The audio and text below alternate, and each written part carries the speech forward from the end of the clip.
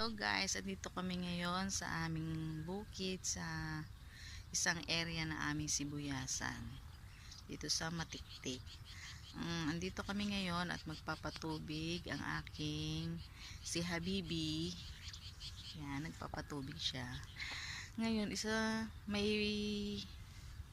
maraming mga problema ang magsisibuyas ngayon. Isa na ang uod, syempre.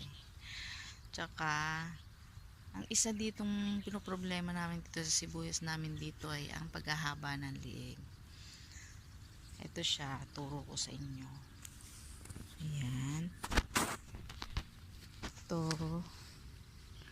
Ayan o, naghahaba yung liig siya.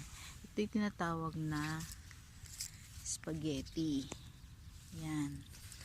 Binunot na nga namin dito yung iba kasi nga nangahawa siya ng ibang sibuyas.